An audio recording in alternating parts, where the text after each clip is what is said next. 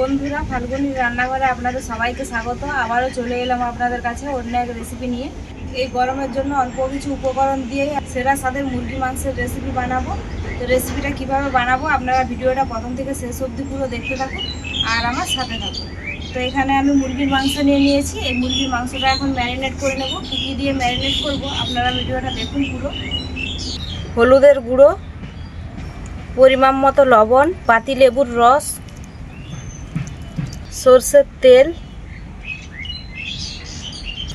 ভালো করে মাংসটা আমি মাখিয়ে নেব।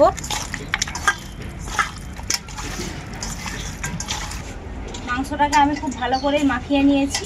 এরপর ঢাকা দিয়ে কিছুক্ষণের জন্য রেখে দেব। উনুনটা আমি ধরিয়ে দিয়েছি। আজকে কাঠের আগুনেই মুরগির মাংস রান্নাটা করব।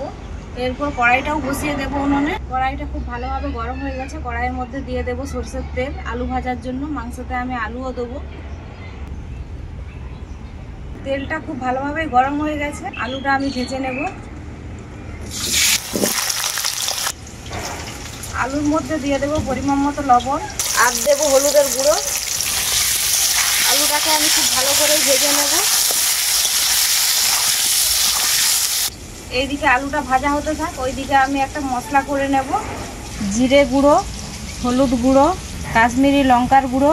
মশলাটাকে আমি জল দিয়ে ভিজিয়ে নেব। আলুগুলোকে আমি খুব ভালো করে লাল লাল করে ভেজে নিয়েছি। এখন তুলে নেব।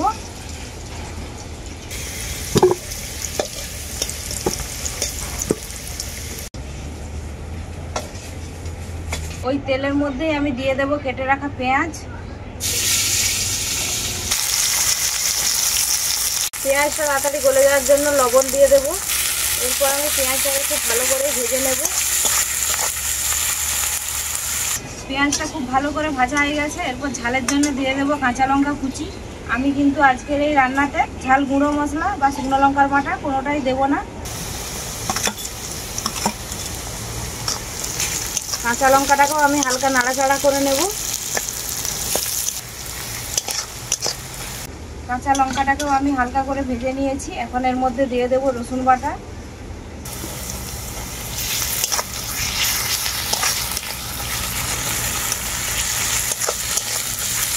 রসুনটাকে আমি ভালো করে ভেজে নিয়েছি। এরপর দিয়ে দেবো আদা বাটা।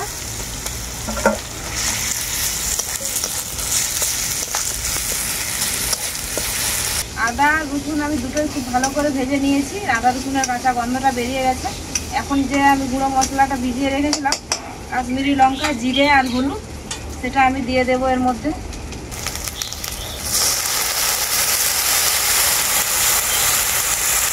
এই গুঁড়ো মশলাটাকেও আমি খুব ভালো করে কষিয়ে নেব।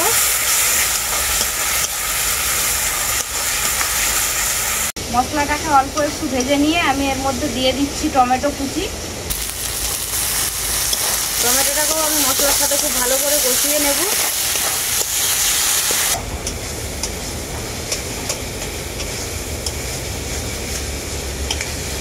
টমেটো দেওয়ার পর মশলাটা আমি আবারও খুব ভালো করে কষিয়ে নিয়েছি। এখন ম্যারিনেট করা মাংসটা আমি এর মধ্যে দিয়ে দেব।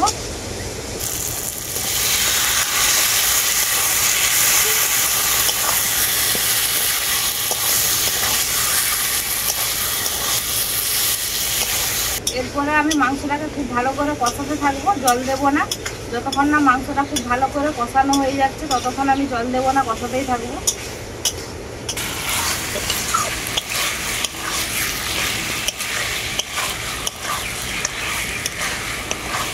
মাংসটাকে অল্প একটু কষিয়ে নিয়েছি। এরপর আমি ভেজে রাখা আলুটা দিয়ে দেব। আলুটাকেও মাংসের সাথে খুব ভালো করে কষাতে থাকবো। আবারও মাংসটাকে আমি খুব ভালো করে কষিয়ে নিয়েছি। মাংসের গা থেকে তেলও ছেড়ে গেছে আর খুব সুন্দর একটা কালার এসছে। এই সময় দিয়ে দেব পরিমাণ মতো জল ঝোল করার জন্য।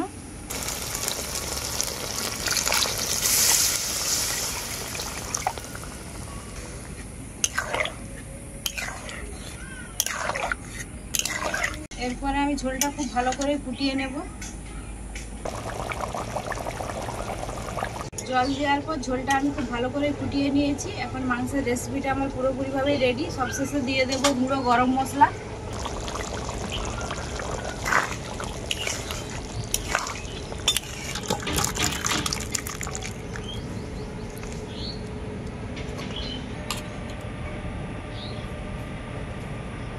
গরম ভাতের সাথে গরম মাংসের ঝোল নিয়ে আমি বসে পড়েছি।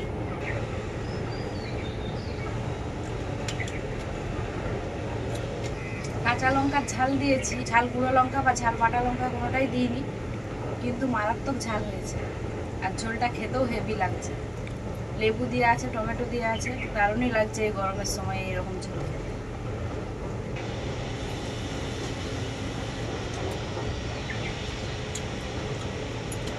মাংসটাও কিন্তু দারুণই সেদ্ধ হয়েছে, আর আলুটাও দেখুন কত সুন্দর একদম গলে যাচ্ছে।